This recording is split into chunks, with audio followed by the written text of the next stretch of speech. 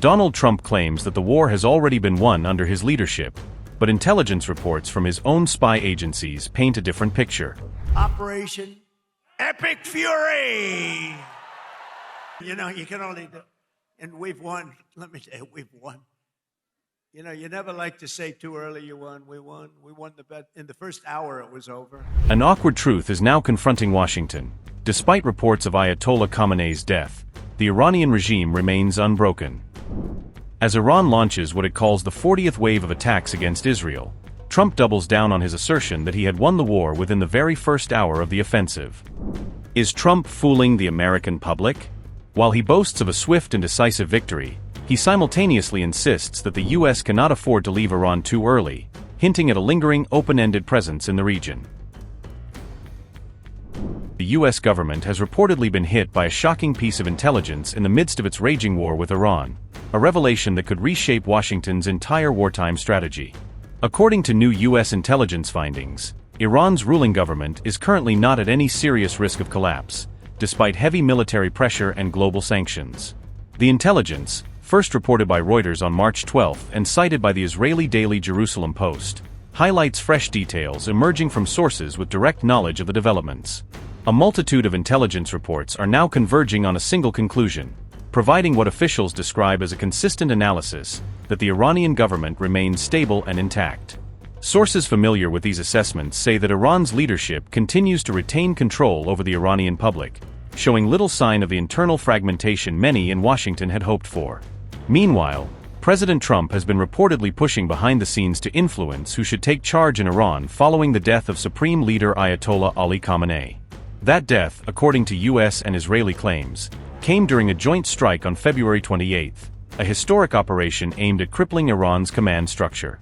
Yet, on the night of March 8 to 9, Iranian authorities formally declared Khamenei's son, Mojtabakhamenei, as the new supreme leader, signaling continuity at the highest level of Iran's power hierarchy.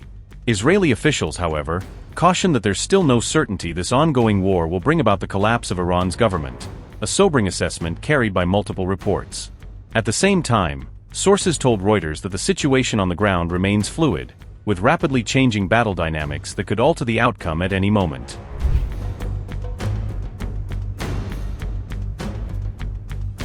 On March 11, U.S. President Donald Trump declared that the United States had effectively won the war within the very first hour of launching its strikes against Iran, portraying it as one of America's swiftest military victories in history.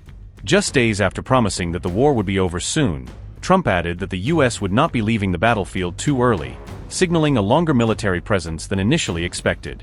And as we take decisive action to stop the threat posed by the terrorist regime in Iran with Operation Epic Fury!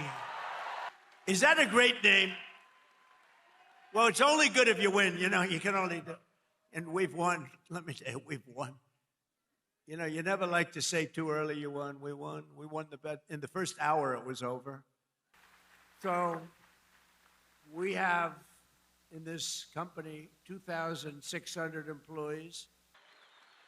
And my administration, as you know better than anybody, is also working to keep the oil flowing. It's flowing all over. We knocked out, you know, they want to drop some mines.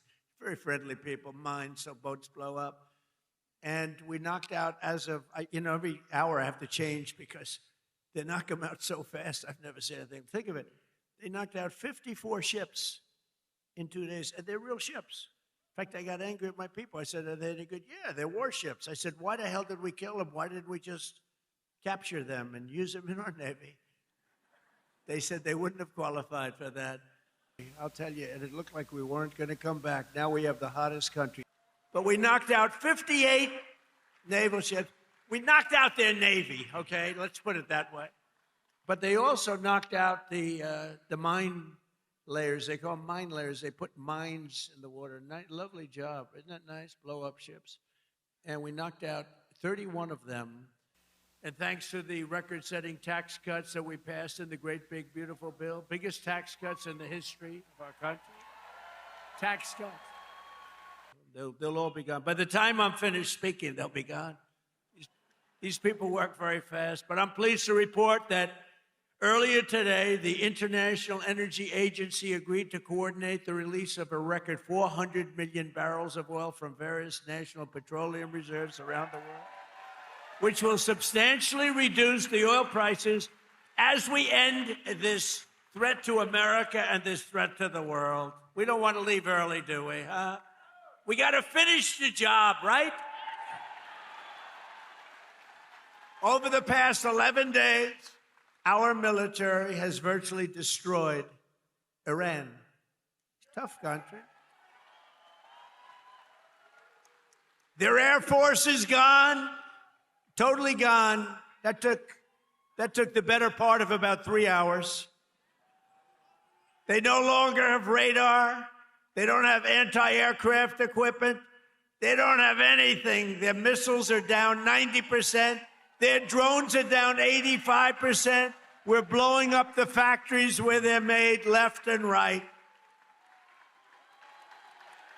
New investment into the United States. So think of this. And then after midnight hammering, then we left. We figured that'll be the end of them for a while. But they started again. That's why we got to finish it, right? We don't want to go back every 2 years and in 11 months, because they haven't calculated the 12 months. But oil prices are already coming back down, and it's going to come down. But we're not leaving until that job is finished, and it's going to be very fast. It's going to be very fast. But we're not going to count on having competent presidents. We have to assume we're going to have incompetent ones, like the one we had last time that couldn't walk off a stage. Remember? I said, nothing's wrong with it. But I don't want the President of the United States.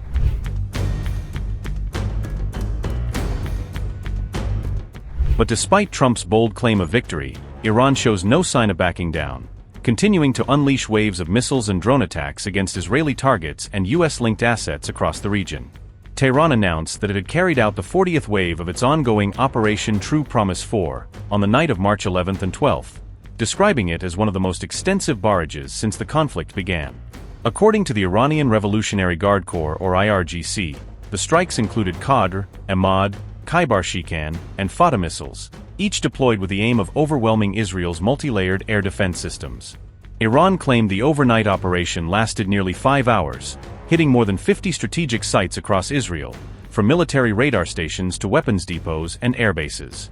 The assault, Iranian media said, was carried out in coordination with its Lebanese ally Hezbollah, which launched rockets simultaneously across Israel's northern front to stretch its defenses thin. Reports from the ground confirmed that major Israeli cities, including Haifa, Tel Aviv, and Beersheva, came under direct missile fire during the attacks, triggering widespread alarms and emergency evacuations.